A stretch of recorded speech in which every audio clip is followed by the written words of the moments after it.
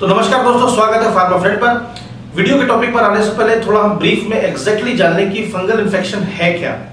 Fungal infection actual में fungi नामक एक सूक्ष्म जीवाणु से होता है, जिसे मेडिकल साइंस की दुनिया में माइकोसिस भी कहते हैं। फंजाई की करोड़ों प्रजातियां होती हैं और इसलिए शायद फंगल इन्फेक्शन भी 10 से ज्यादा प्रकार के होते हैं, जैसे कि athletes foot, ringworm, thrust, joke या फिर फंगल नील इन्फेक्शन, इंटरट्रिगो इत्यादि।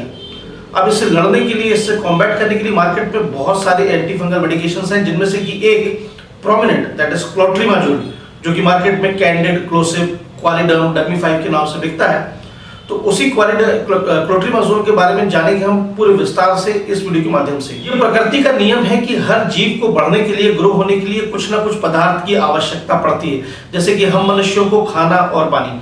ठीक इसी तरह से फंगस को भी ग्रो होने के लिए विटामिन की बहुत विशेष जरूरत पड़ती है, स्पेशली विटामिन D2। तो फंगस के अंदर एक एर्गोस्टेरॉल नामक एक कंपाउंड पाया जाता है, जो कि अल्ट्रावायलेट रेस यानी कि जो लाइट होती है, सूर्य की किरणें होती है, उसमें मौजूद अल्ट्रावायलेट रेस की मौजूदगी में एर्गोस्टेरॉल विटामिन D2 में तब्दील होकर फंगस की ग्रोथ को बढ़ावा देता है। फंगस के स्ट्रक्चर को अगर हम ध्यान से देखें तो उसमें एक अर्धपारगम्य झिल्ली होती है, जिसे इंग्लिश में हम सेमी परमिएबल मेम्ब्रेन कह सकते हैं, जिससे कि अल्ट्रावायलेट रेज यानी कि अल्ट्रावायलेट किरणें पास होकर के आगे की प्रक्रिया को अंजाम देते हैं।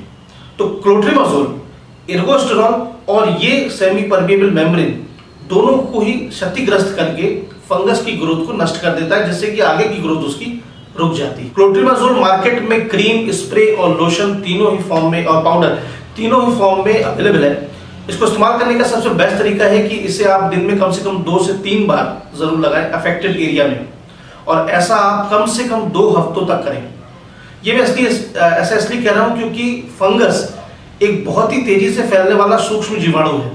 जब कभी भी हम क्लोट्रिमाजोल अप्लाई करते हैं तो उसके बाद जो बची हुई क्वांटिटी है वो 3 गुना मल्टीप्लिकेशन से काफी तेजी से बढ़ने लगती है, जिससे कि जो प्रोडक्शन है, उसका जो ग्रोथ है वो काफी फास्ट हो जाती है। अब इसमें जो एर्गोस्टेरॉल है उसका प्रोडक्शन रिमेनिंग फंजाई में काफी तेजी से होने लगता है। अब जैसे फॉर एग्जांपल, अगर हमने जब क्लोट्रिमाजोल को अफेक्टेड एरिया में लगाया जहां पे हमें फंगस इन्फेक्शन है, तो उतने क्वांटिटी जितने मौजूद एरिया में हमने अप्लाई किया है उससे कॉम्बैट करके उसकी ग्रोथ को रोकने में कोशिश करती है। लेकिन जैसे कि मैंने बताया कि इसके बाद एर्गोस्टेरॉल का प्रोडक्शन बहुत तेज हो जाता है, फंगल इन्फेक्शन मल्टीप्लाई होकर के बहुत तेजी से होने लगता है, तो उसके लिए हमें जरूरत पड़ती है फिर से अप्लाई करने की। इसीलिए आप इसे हफ्ते में कम से कम 2 से 3 बार जरूर लगाएं, और ऐसा 2 हफ्ते तक करना है। ऐसा विशेष ध्यान इसलिए रखना है क्योंकि जनरली आमतौर पर हम सोचते हैं कि मार्केट में मिलने वाली 50 ग्राम की क्रीम काफी है, लेकिन वो तो आपके 2-3 दिन के इस्तेमाल में ही खत्म हो जाएगी। इसलिए आपको टारगेट रखना है क्रीम की क्वांटिटी का नहीं, बल्कि टाइम का। That is usage and utility for up to 2 weeks, मतलब 2 हफ्तों तक आपको इसका इस्तेमाल करना है। अब जानते हैं क्लोट्रिमाजोल से जुड़े 5 अहम सवालों के जवाब। नंबर 1 कि क्या क्लोट्रिमाजोल एंटीबायोटिक है? जी नहीं, क्लोट्रिमाजोल एक एंटी फंगल एजेंट है, एक एंटी फंगल मेडिसिन है, जो कि फंगस के अगेंस्ट में काम आता है। और यहाँ पे आपको बहुत ध्यान देना है कि जो भी इन्फेक्शन से आपको प्रॉब्लम है वो बैक्टीरिया की वजह से हुई है या फंगस से। ऐसा इसलिए जरूरी है कि अगर मान लीजिए आपको बैक्टीरियल इन्फेक्शन है तो आप कितनी भी एंटी फंगल क्रीम लगा लें, कुछ नहीं होने वाला। इसलिए clotrimazole is not an antibiotic, it's an antifungal agent. Number 2, इसे कौन इस्तेमाल कर सकता है? I mean, is there any restriction? नहीं, जनरली ऐसे कोई बहुत क्रिटिकल साइड इफेक्ट नहीं है, इसलिए सभी एडल्ट्स इसे यूज कर सकते हैं। बच्चे इसे, यानी कि जो चाइल्ड है, चिल्ड्रंस हैं, वो यूज नहीं कर सकते। नंबर 3, क्या क्लोट्रिमाजोल को फेस पे यूज कर सकते हैं, चेहरे पे यूज कर सकते हैं?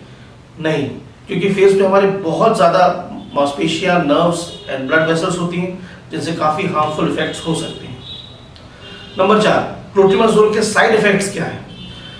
क्लोट्रिमाजोल के मेजर साइड इफेक्ट्स नहीं है, लेकिन हाँ, क्लोट्रिमाजोल हर तरह की त्वचा पर पे यूज नहीं किया जा सकता। किसी को सेंसिटिविटी होती है, किसी को एलर्जी हो सकती है। इसलिए अगर क्लोट्रिमाजोल इस्तेमाल करने के ऊपर आपको कोई प्रॉब्लम हो रही है, जिसका सबसे कॉमन और जो सबसे पॉपुलर संकेत है, दैट इज सिम्टम है, वो है रैश और ईचिंग होना, मतलब खुजली होना और रैशेस पड़ना। अगर ऐसा आपको होता है तो तुरंत आप क्लोट्रिमाजोल का इस्तेमाल बंद कर दें।